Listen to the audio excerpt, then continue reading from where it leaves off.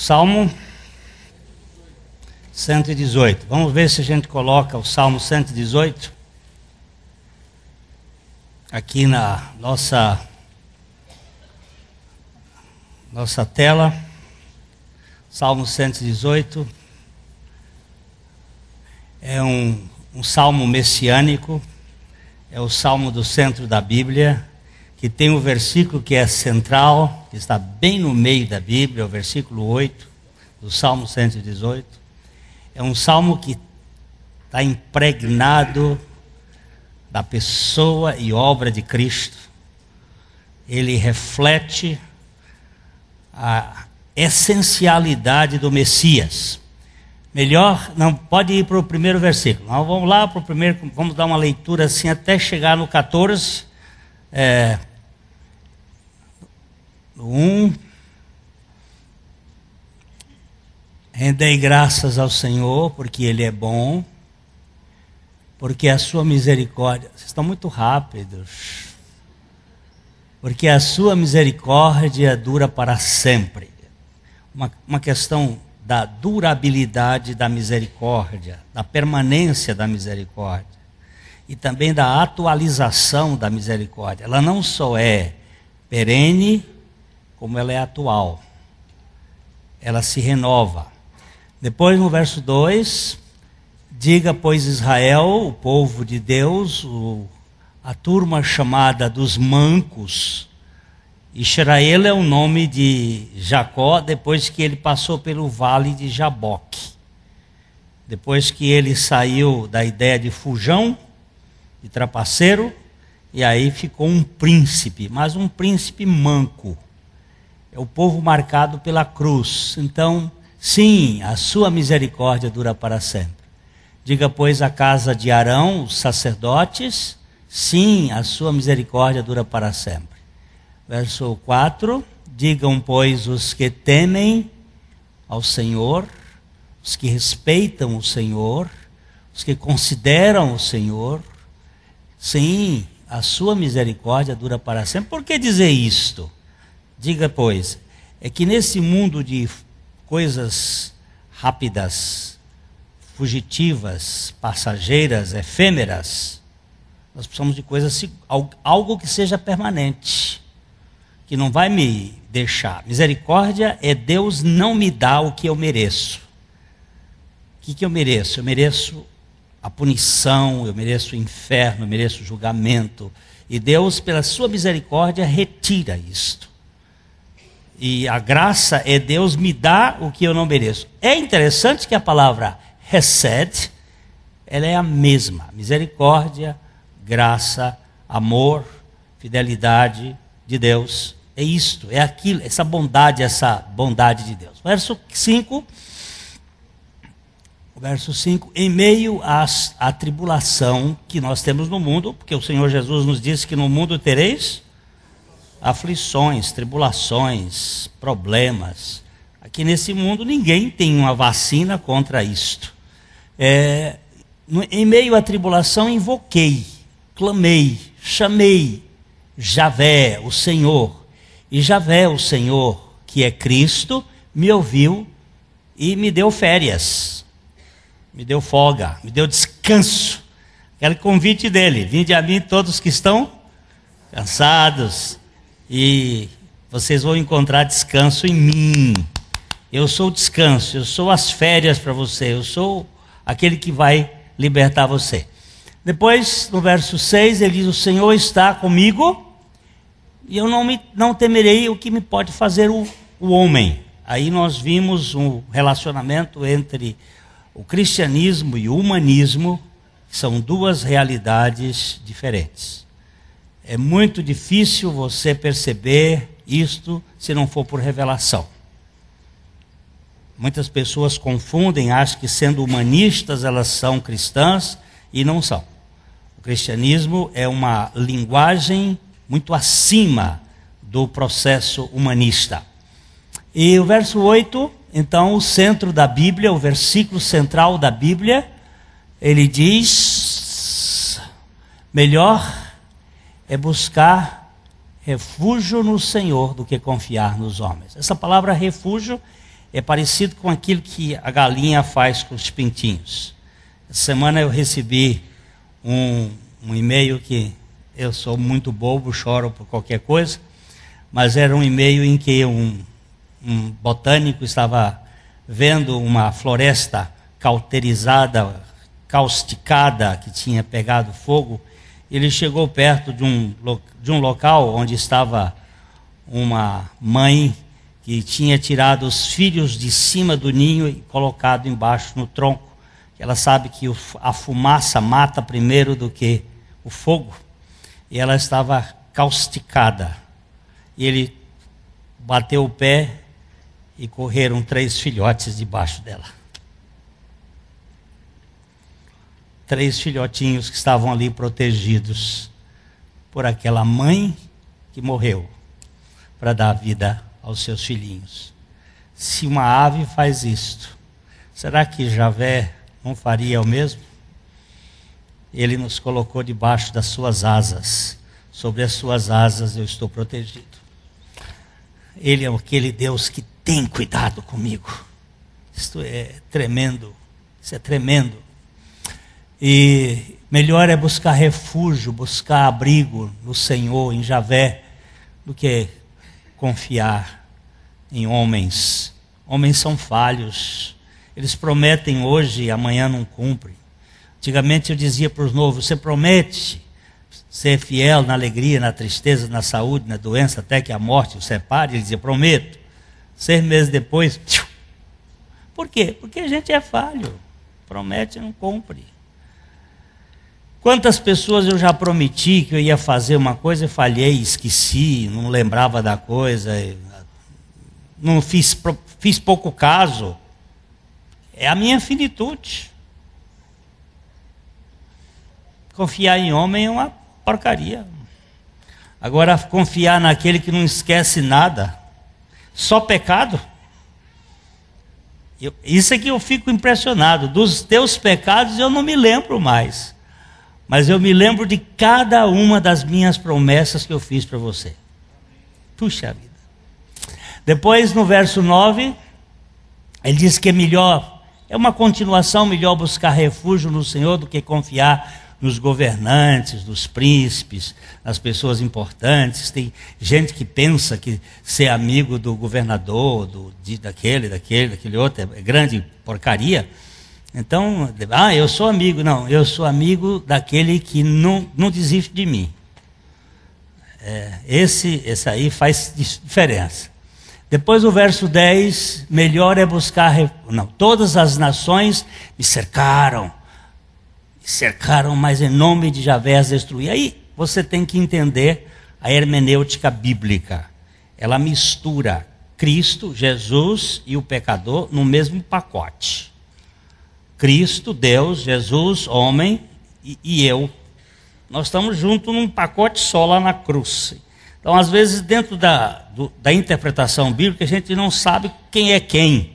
E ele está envolvido na salvação. E ao envolver na salvação, ele se coloca como o pecador. E cercaram-me, mas em nome de Javé eu a circuncidei. A palavra destruir, nós procuramos estudar essa palavra e ver o seu verdadeiro sentido. É tirar os liames que nos prende ao redor deste mundo. Que nós estamos presos, uma porção de amarras deste mundo. Ele quer nos desarraigar deste mundo perverso. Depois o verso 11, cercaram-me de todos os lados, mas em nome do Senhor eu circuncidei. Isso nós já olhamos, que isto é a obra da cruz, ligado à nossa libertação, tirando o cabresto da nossa cabeça, dando-nos liberdade sem libertinagem. Eu sou livre, mas não sou um libertino. Eu fui retirado das cordas, das amarras, do medo, do pecado, do mundo, mas não fui libertado para ser um laissez-faire, laissez-passer, deixa como está para ver como é que fica. Tudo é válido. Não tem isto. Aí no verso 11, 12, Como abelhas eles me cercaram, porém como fogo em espinhos foram queimados, e em nome do Senhor eu circuncidei. Para mim isso é um dos quadros mais profundos da linguagem da cruz, quando ele é atraído. O livrinho que saiu aí, A Tumba de Adão, a Daniela foi muito feliz em trazer umas figuras, umas representações, fazendo o Adão genérico. De Adão nós fomos dispersos dele, depois Cristo atraiu.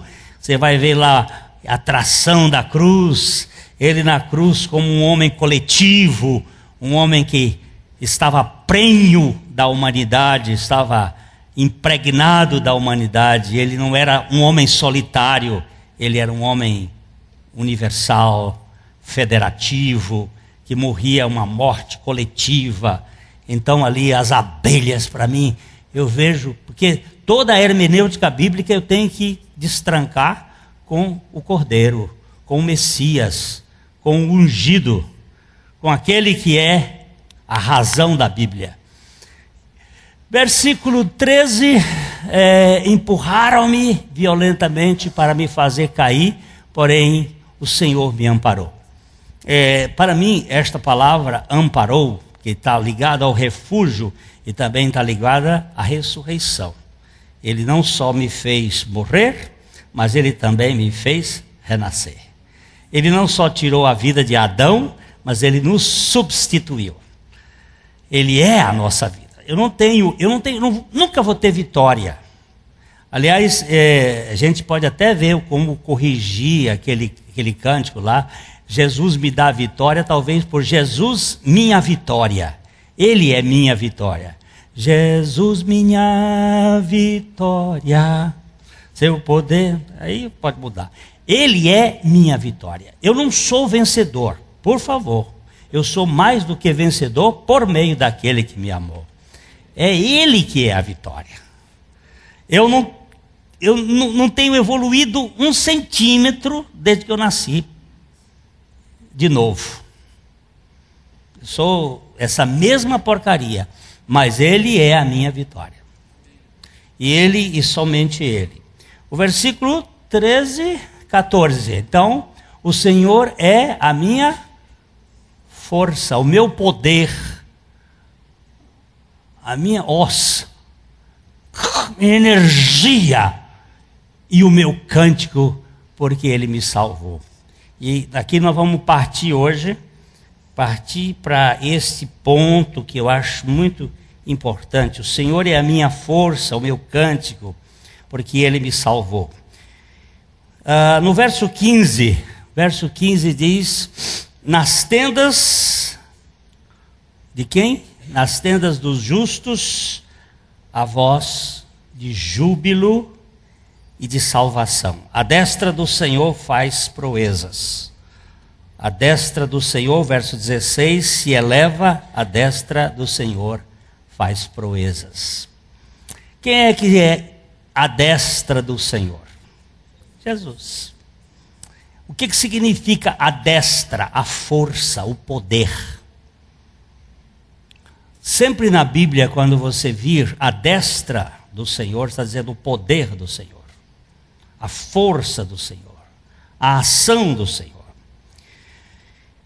Paizinho, dá visão para nós, não é? Nós precisamos de revelação, nós precisamos sair da nossa religião para entrar na casa da misericórdia, na casa da graça, para a gente experimentar a grandeza do amor de Deus. Todos nós temos uma história. Aqui cada um de nós tem uma história. E nossa história é formada por 4 ramos. Nós temos herança lá no Éden, que vem caminhando aí. Nós temos uma herança genética, um estudo que já fizemos aqui uma vez, que a nossa herança genética, ela tem basicamente 4 gerações, 3ª e 4ª geração, daqueles que tropeçam em cima dos princípios de Deus. desde estudos lá atrás com o professor Charcot, como médico, fazendo as suas investigações lá na França, professor Ribot, fazendo investigações sobre os filhos do domingo, que eram filhos de pais embriagados e que traziam geneticamente certas influências, até Dolly e os problemas genéticos de Collins, do genoma. Nós temos visto que a genética, a gente não só herda o genótipo e o fenótipo, mas também herda o psicótipo, lembranças. Graças a Deus, esses conhecimentos nos ajudaram a entender que a doutrina espírita da reencarnação perdeu a força. São lembranças coletivas que estão nos códigos genéticos.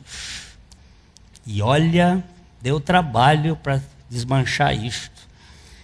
A gente tinha uma ideia de que tinha alguém atrás do passado, memórias, eu lembro disso. E nós temos um processo na formação na barriga da mamãe, quando aconteceu todas as lembranças bioquímicas. O professor Antônio Damasio pode procurar as pesquisas do livro dele, O Erro de Descartes, e hoje as novas tecnologias para verificar como é que se disfuncionam. Hoje uma mãe veio me procurar porque ela teve um sonho, é uma moça aqui da nossa igreja, ela está grávida, queria colocar o nome do filho e teve um sonho, e no sonho apareceu uma menina bonitinha, de olho azul, cabelinhos. E ela disse, como é seu nome? Ela disse, Mateus, meu nome é masculino, mas eu sou menina. E ela contou para a médica essa história, que ela achou um nome muito bonito, quer botar o nome do filho de Mateus. Ela disse, ele vai ser homossexual. Eu digo, hoje em dia até os médicos não têm muita sabedoria. Devia ficar calado. Sexo é genético. Sexualidade é aprendida, é modelo. Sexualidade masculina e feminina é aprendida. E nós tivemos boas aulas lá em Wheaton, por um cientista, mostrando claramente que esse é um assunto de modelo. Até os macacos ensinam os macaquinhos, viu?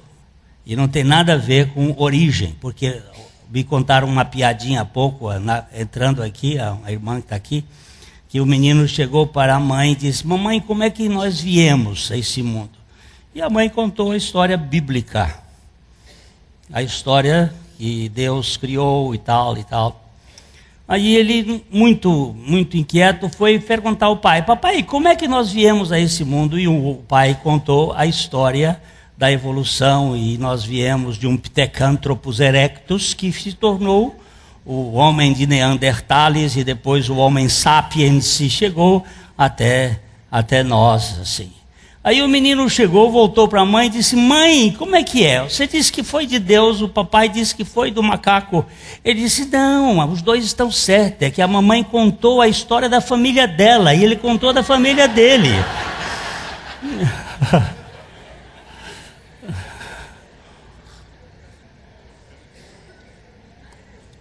Aí você viu a crise familiar que estava lá naquela casa, né? Mas nós temos aí uma genética, nós temos uma congênese, nós temos um ambiente formando a nossa personalidade. E todos nós, quando somos convertidos, nós trazemos essa bagagem. E uma das coisas que é interessante é o nosso estilo de falar. A boca fala do que o coração está cheio. E o nosso estilo de falar, ele denuncia quem nós somos. Eu estava estudando o Dr. Pedro Bloch, que foi uma grande autoridade no Brasil nesse campo, e ele fala sobre essas questões do o tom da voz, o timbre da voz, o sotaque, a ênfase, o palavreado, tudo denuncia, dá a denunciar de onde você veio. Qual foi o tipo de educação que você teve? Basta você saber escutar. Por isso que o Dr. Putman, lá nos Estados Unidos agora, diz que nós precisamos fazer só 3 coisas numa conversa para ajudar uma pessoa: ouvir, olhá-la, ouvi-la e tocá-la.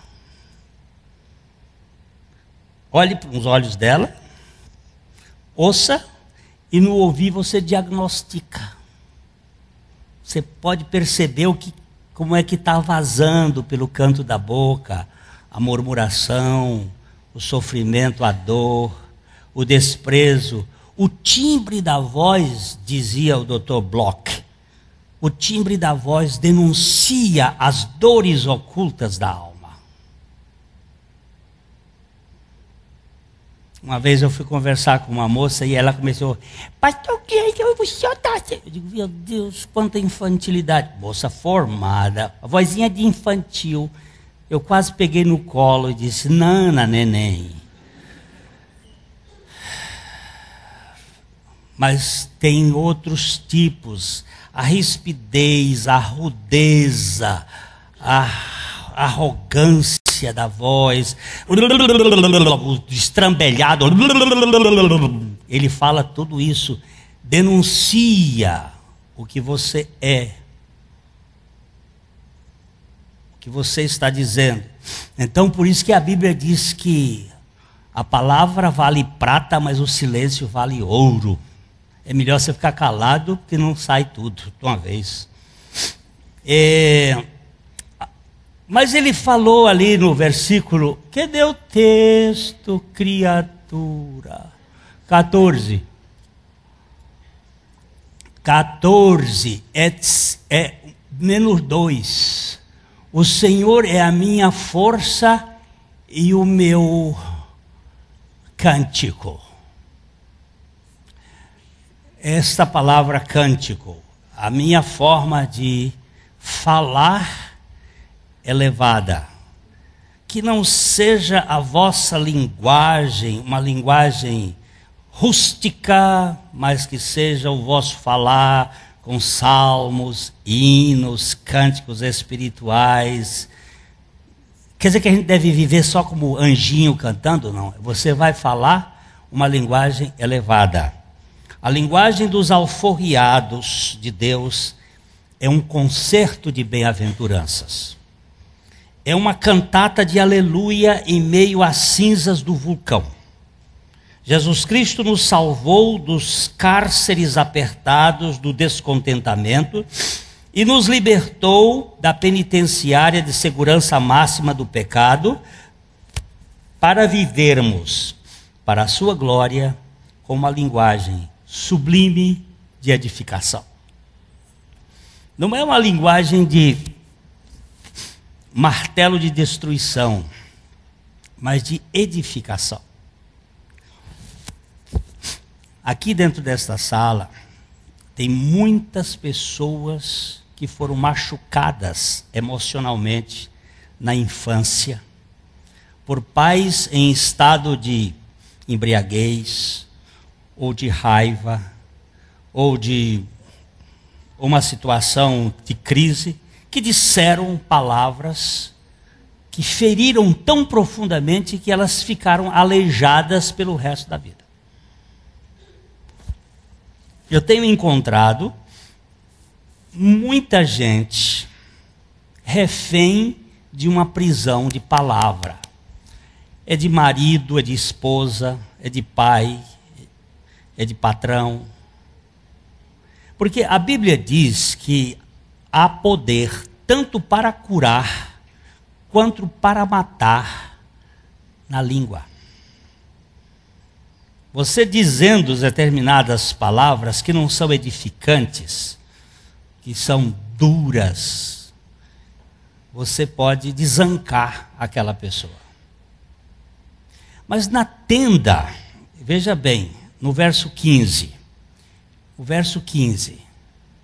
ele diz: nas tendas dos justos há uma voz de júbilo e de salvação. A destra do Senhor fez proezas. Na Ohel dos justos. Ohel é uma expressão de convívio, de abrigo. É a casa, é o lugar da coabitação. Isto aqui é uma Ohel, é uma tenda do Senhor. É um lugar onde nós andamos, nós caminhamos, mas também a nossa casa é uma Ohel, é uma tenda.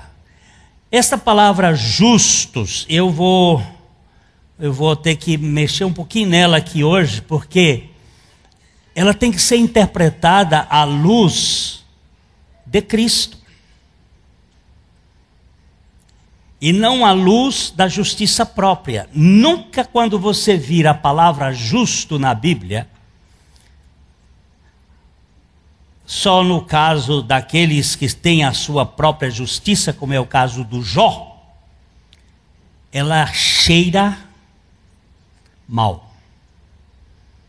A justiça própria, ela tem cheiro de carniça.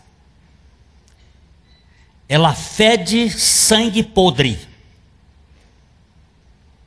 Por isso que essa justiça própria, ela machuca, ela fere, ela faz doer as pessoas. E ele está dizendo que nas tendas dos justificados, à luz da Bíblia, eu não sou um justo, eu sou um justificado. Eu sou um feito justo por causa de Cristo, porque a minha Bíblia diz: não há justo nenhum sequer. Se ela diz que não há justo nenhum sequer, só o justo que não teve pecado e que ao assumir os meus pecados me justificou pela sua graça, me dá a condição de ser justo em Cristo. Então, na casa dos justificados, há uma conversa, há um vozerio, há uma conversação jubilosa. Há uma conversação agradável. Há uma linguagem que é um canto. Nós temos uma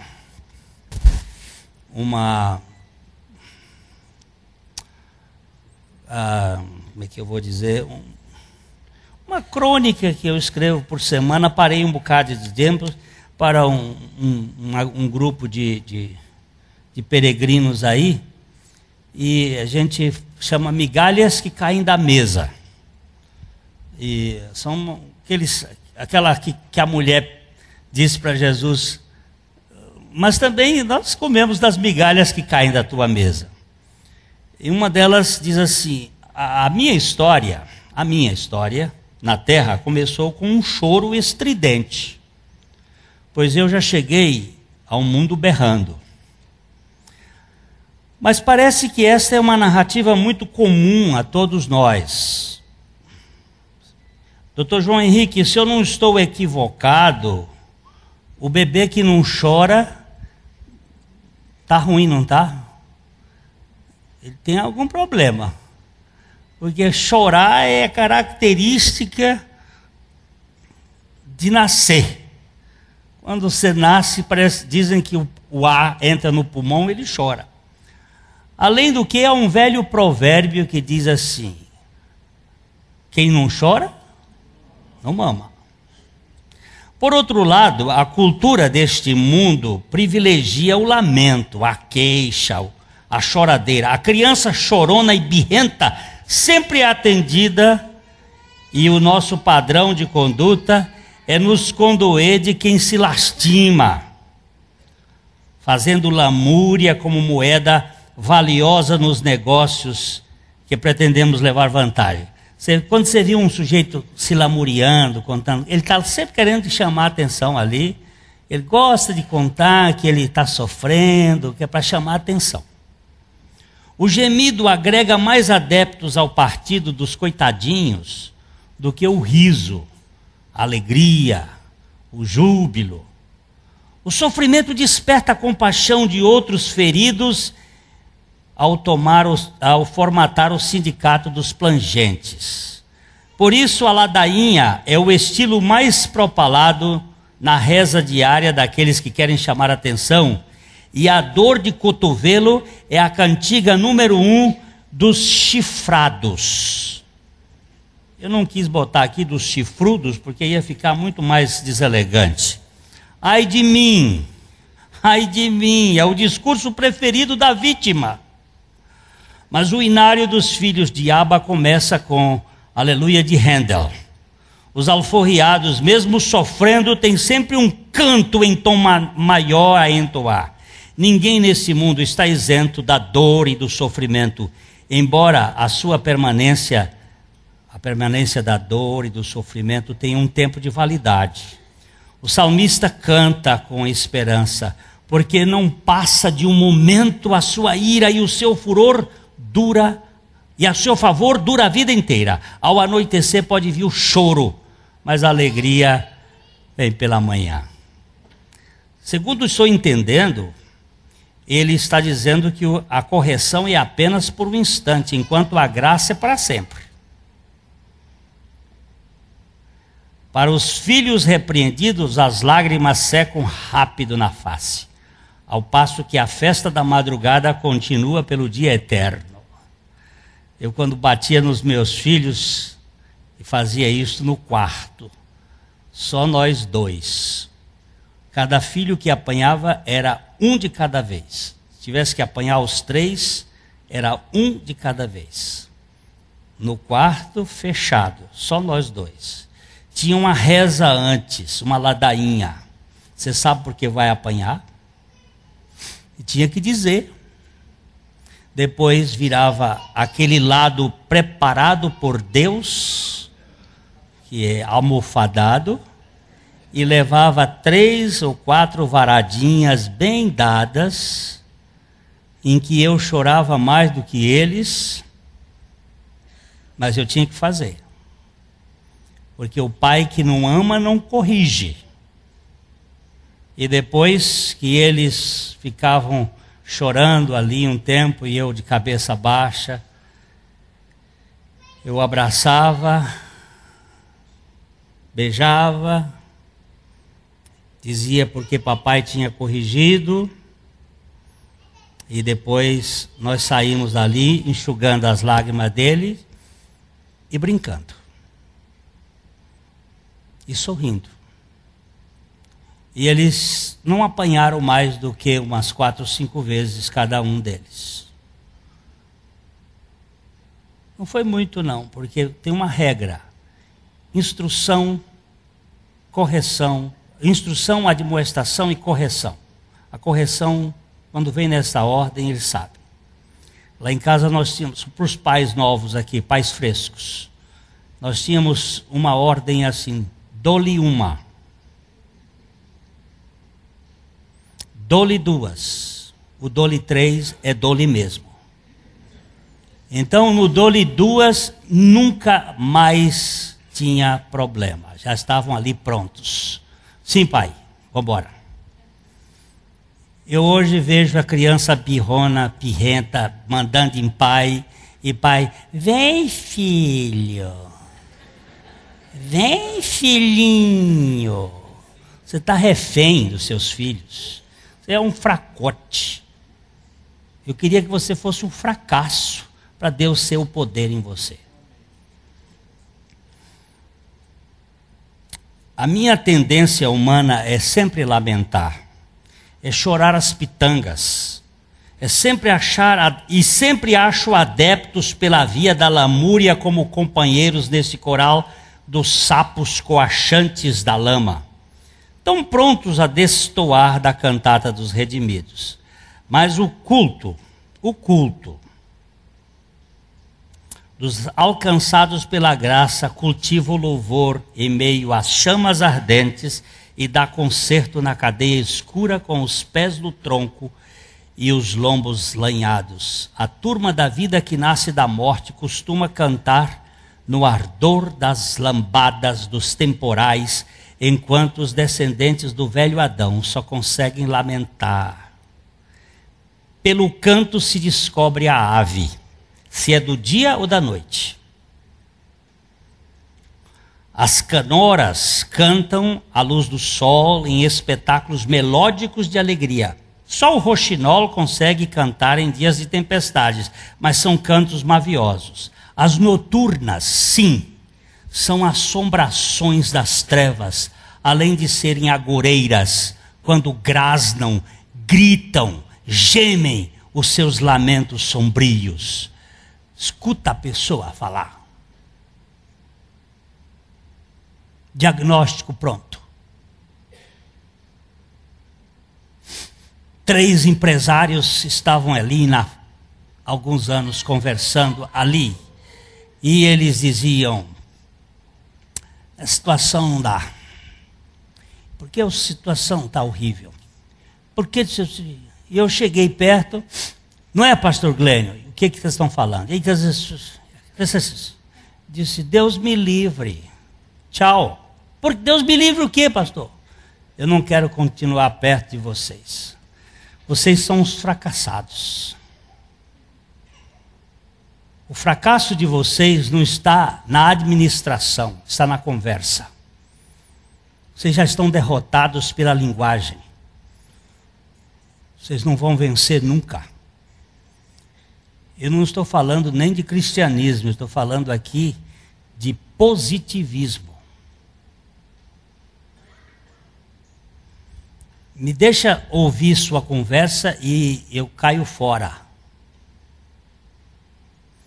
Eu quero não estar na roda dos escarnecedores e daqueles que só veem problemas. Eu quero estar na roda daqueles 2 que foram lá, eram 12 os espias, 10 voltaram dizendo que não tinha jeito. E 2 voltaram dizendo, o nosso Deus é maior do que eles. Deixa eles falarem. Deixa eu falar. E você vai me dizer quem sou eu. Para mim esse é o texto. Há uma voz de júbilo, de salvação. Porque há um poder de Deus fazendo na coisa. Que tipo de conversa você tem na sua casa? Qual é o tipo de conversa que você tem com os seus filhos? Qual é o tipo de conversa que você tem com seus amigos? Que tipo de amigos são aqueles que você consegue ter? Vocês estão comendo carniça, feito urubu? Ou vocês estão cantando o cântico dos libertos? Os filhos de Deus têm uma linguagem, gente, uma linguagem de adoração, de possibilidade. Eu sei que eu não posso, mas eu sei que meu Salvador venceu todas as hostes do inimigo e que, ainda que eu não saiba nadar, vai aparecer um pedaço de pau aqui, eu vou montar nele e vou sair do outro lado.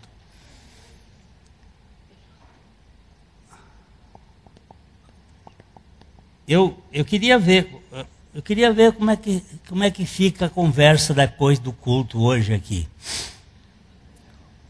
Os justificados têm uma linguagem, a conversa dos absolvidos pela graça expressa um real contentamento. Os cânticos, as narrativas dos redimidos irradia exultação. Há regozijo no convívio dos filhos de Abba, libertos por Cristo Jesus. Eu fui almoçar na casa de uns irmãos outro dia, e eu tinha que pregar à noite. Normalmente, quando eu tenho que pregar à noite, eu tenho que descansar um pouco. Minha mente funciona o tempo todo. Naquele dia eu fiquei lá naquela casa até quase 6 horas. E mulher, vamos embora. Mas sabe por quê? Era refrigério para o espírito. Ô tarde abençoada. Ô convívio bom. Era como se eu tivesse botado o pluguezinho assim na energia, lá o meu celular espiritual deu. Era da Claro. Claro espiritual. Claro que tinha que ser vivo, mas que energia gostosa numa conversa agradável. Vamos ver o Salmo 30, o verso 11. Como é que esse salmo diz? Convertestes o meu pranto em folguedos. Tirastes o meu pano de saco e me cingiste de alegria. Ai, ai. Converteste o meu pranto em folguedos. Tiraste o meu pano de saco e me cingiste de alegria. Que salvação é esta que deixa o sujeito macambúzio, semiconflauta, sorumbático? O que é isso? É o que você é, chato, resmungão, crítico, que vive pegando no pé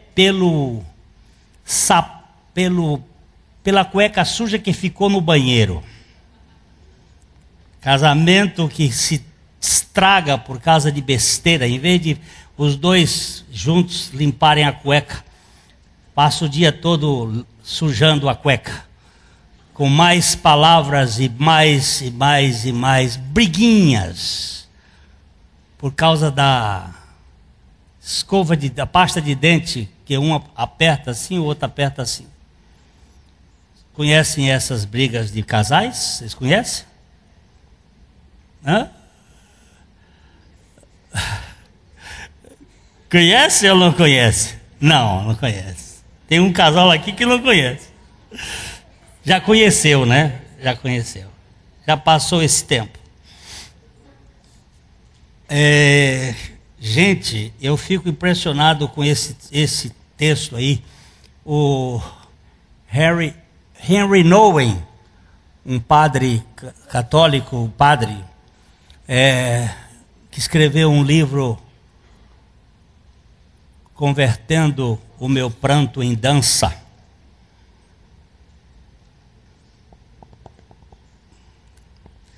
Hoje, gente, a linguagem vai dizer de quem você pertence.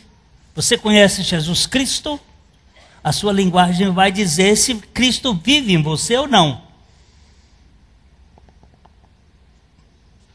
Denuncia.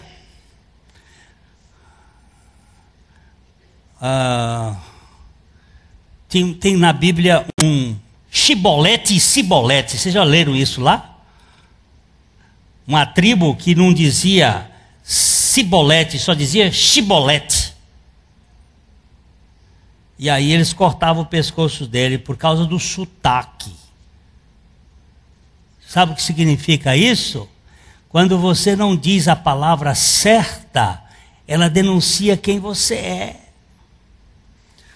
Quando eu prego por aí, ninguém diz assim, você não é paranaense. Eu digo, não. Você é daquele banda do norte. Eu digo, sou lá do Piauí. Eu fui para o Rio de Janeiro com 17 anos.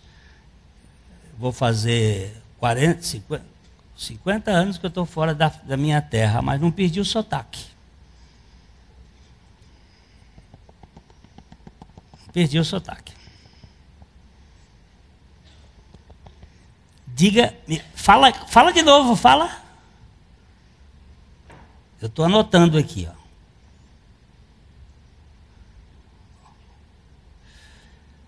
A chave hermenêutica da Bíblia é Cristo, é o Messias, é o ungido. Toda interpretação tem que ser necessariamente ligada a Cristo. E pela voz E eu digo se você conhece salvação ou não conhece salvação. A destra do Senhor se refere ao poder de Deus, o poder que sustenta todas as coisas pela palavra do seu poder. Vamos ver lá o Hebreus capítulo 1, verso 3. A palavra de Deus, a palavra de Cristo, a palavra da esperança. Ele, que é o resplendor da glória e a expressão exata do seu ser, sustentando todas as coisas pela palavra do seu poder, depois de ter feito a purificação dos pecados, assentou-se à direita da majestade nas alturas. Ele assentou-se à destra da majestade, ele que é a destra do poder de Deus, depois de ter feito a purificação dos pecados, porque ele sustenta todas as coisas pela palavra do seu poder. Há um Deus de poder envolvido na salvação, que tem palavra e que pode cumprir a palavra que ele falou. Um Deus de poder, que tem um poder tremendo nessa destra. A obra da cruz é o próprio poder de Deus. A palavra da cruz é loucura para os que perecem, mas para nós que somos salvos, é o poder de Deus. Poder de libertação, de tirar o medo de ser rejeitado. Quantas pessoas aqui hoje à noite têm medo de rejeição no emprego, tem que estar desempenhando bem, e deve desempenhar bem mesmo, o melhor possível, mas tem medo de ser mandado embora.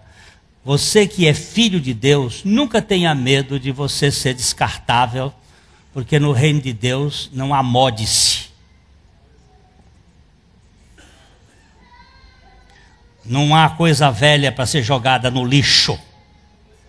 O reino de Deus, os filhos, mesmo aqueles que saem de casa e vão embora e dizem, eu não quero mais voltar, eu não quero mais, ele chega lá um dia, ele volta, ele vem, e o pai já fez uma festa para recebê-lo.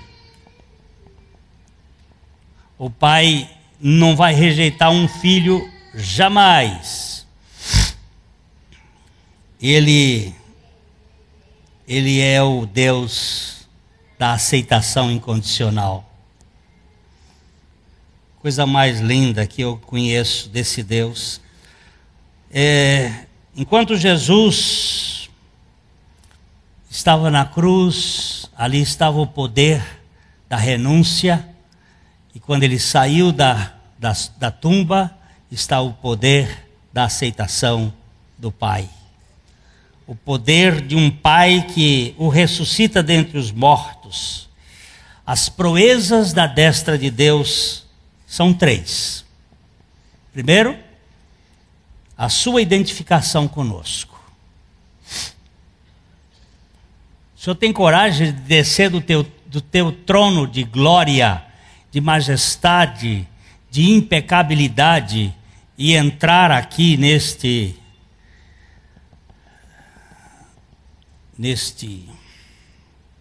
mundo de corrupção? Jonathan Edwards, vocês já ouviram falar esse nome? Um pregador americano, um dos santos de Deus, que com pouca idade, bem novo ainda, não sei, 50 anos, 50 e poucos anos, ele resolveu tomar varíola, não a vacina, o vírus da varíola, para ser cobaia,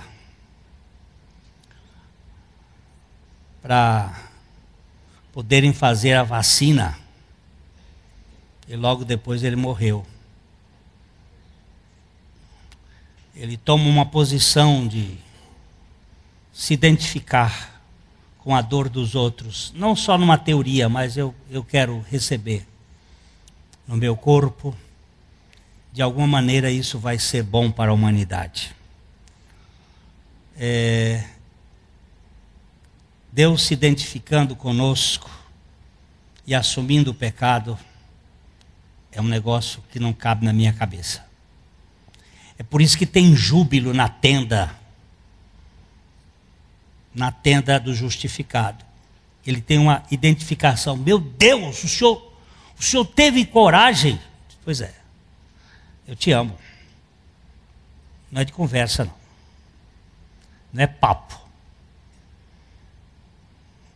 Não é simplesmente blá, blá, blá.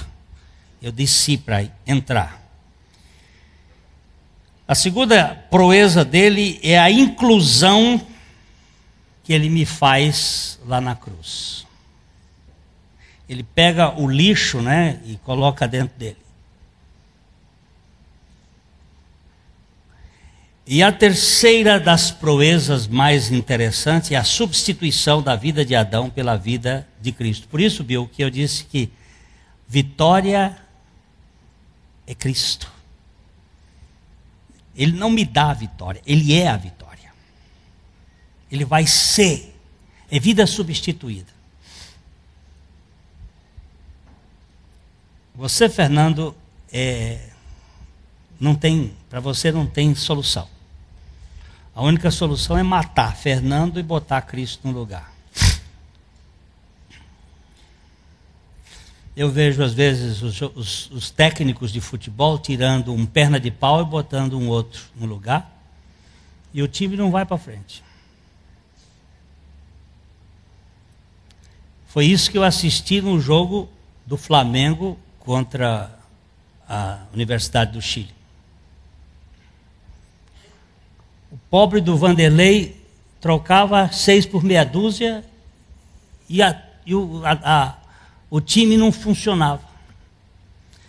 Mas Deus, quando troca, Ele troca bem trocado. Ele troca um fracasso e bota a vitória. Por isso que tem conversa para valer. Qual é a conversa? Conversa da esperança. Não tinha mais para onde ir. Agora nós temos saída.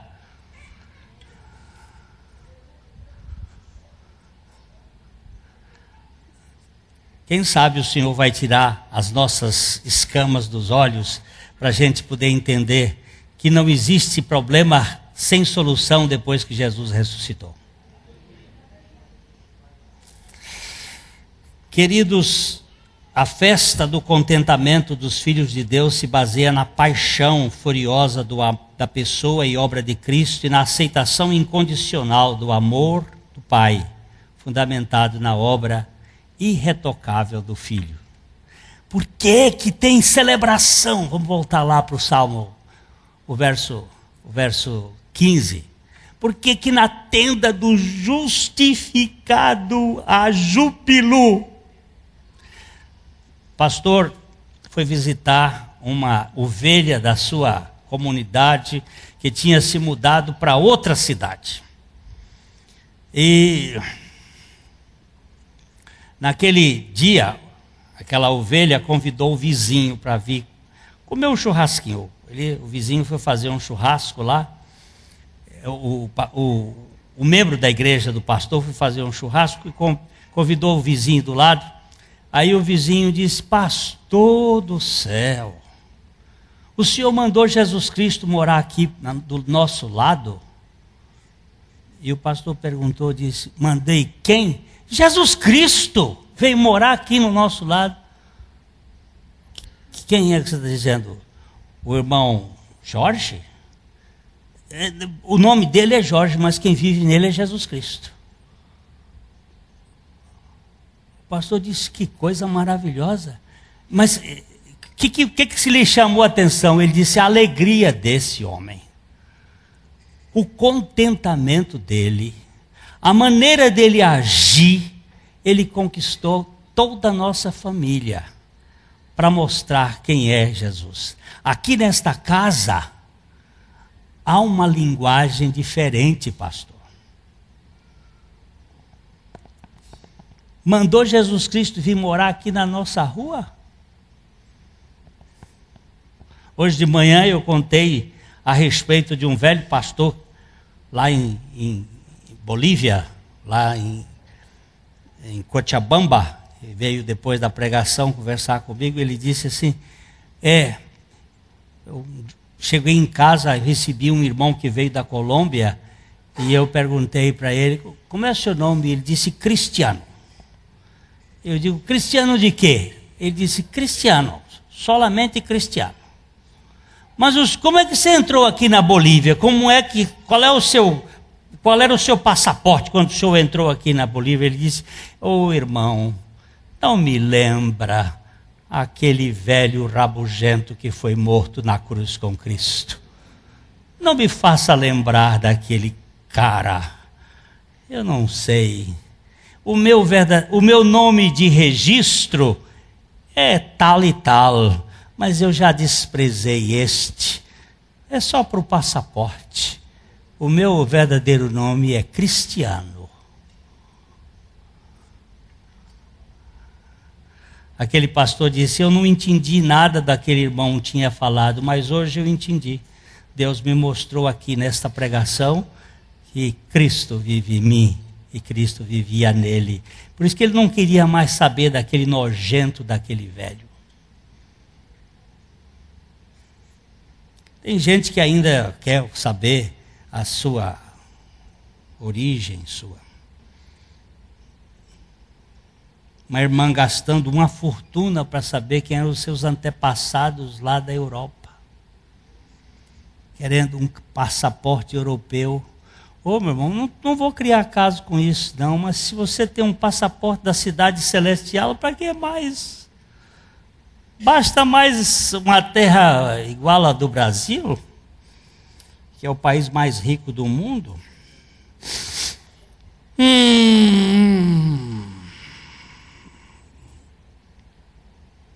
Que discurso bonito. Eu ouvi assim, o gozo espiritual, a verdadeira alegria faz festa em blackout e resplandece seu entusiasmo no escuro mais tenebroso. A linguagem dos filhos de Deus frequentemente reflete esta graça da aceitação irrestrita como um hálito saudável e perfumado. Como é bom ouvir um filho de Deus falar. Os meninos foram fazer uma gravação do pastor Messias, aí para lançamento do livro que aconteceu, e depois ficaram sentados com eles uns 40 minutos. E os dois, o Renan e a Lucila, diziam assim, nós não queríamos que acabasse. Era uma conversa tão doce, tão agradável, tão querida, tão amável.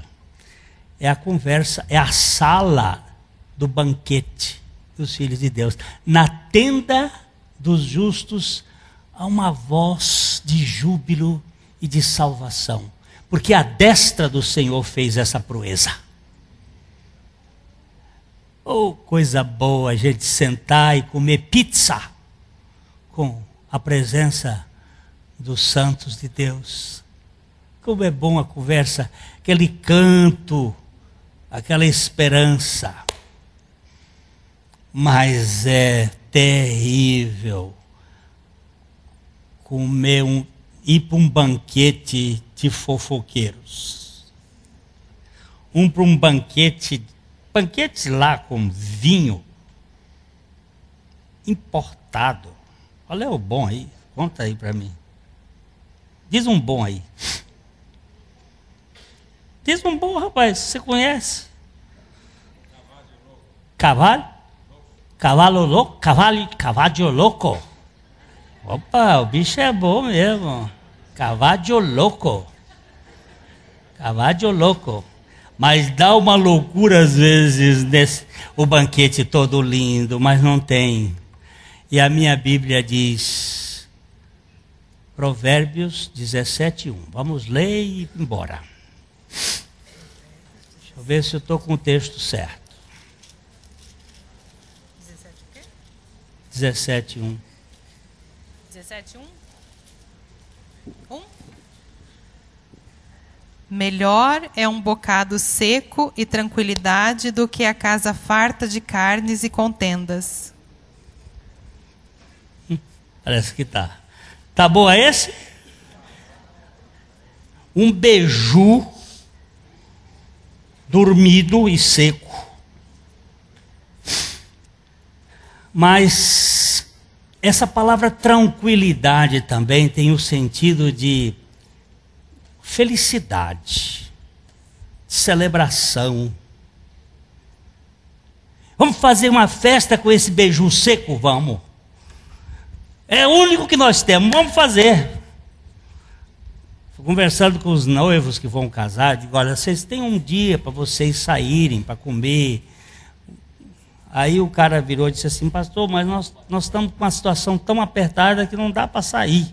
Eu digo, nem que seja para tomar uns picolé, não estou falando de sorvete, não, picolé, aquele que você fica chupando assim, ó, lambendo.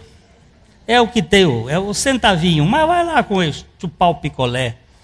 E eles gastaram tanto, não fizeram a aula com barba. Se eles tivessem feito a aula com barba, não tinham gastado tanto com a preocupação por beber, se endividaram.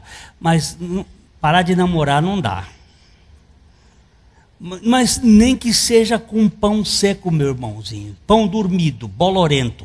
Tira o bolor, dá uma limpezinha.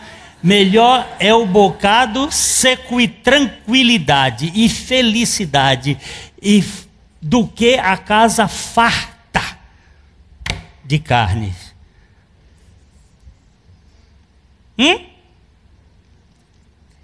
Esse cara entendia do assunto. Esse é a tenda do justo. Que Deus nos dê graça, né, irmão? A saber festejar e dizer, eu fui aceito, eu fui aceito, eu fui aceito.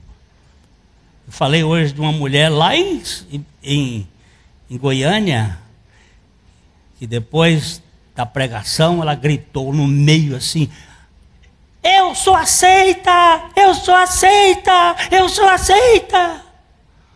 Aleluia! Fui saber a história, sou filha de prostituta, meu pai não conheci, fui criada na rua até os 14 anos, fui para um orfanato numa casa de abrigo,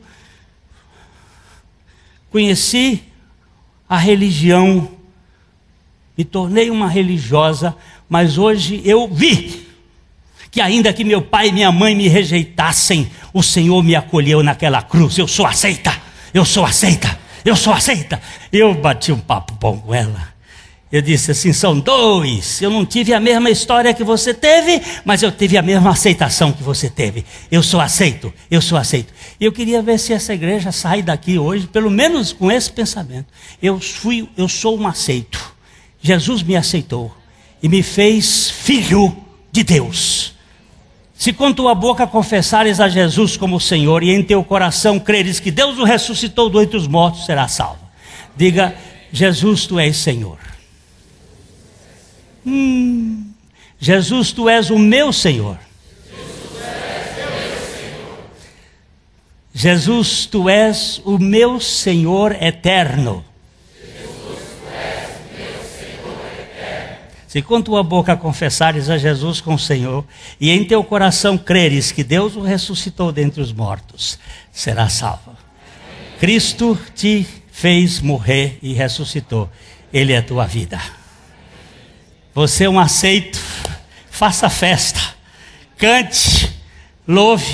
Fale com júbilo. Fale com alegria. Vai ter problema? Vai. O roxinol é o único pássaro que canta no dia de trevas e de tempestades. Boa noite, roxinóis. A mensagem que você acabou de assistir faz parte do Ministério de Comunicação Palavra da Cruz. Temos um grande acervo de estudos bíblicos em áudio e vídeo. Distribuímos também, gratuitamente, o jornal mensal Palavra da Cruz. Entre em contato conosco pelo fone fax 0 operadora 43 3322 3037 ou pelo e-mail com@palavradacruz.com.br. Visite-nos também pelo site www.palavradacruz.com.br. Graça e paz.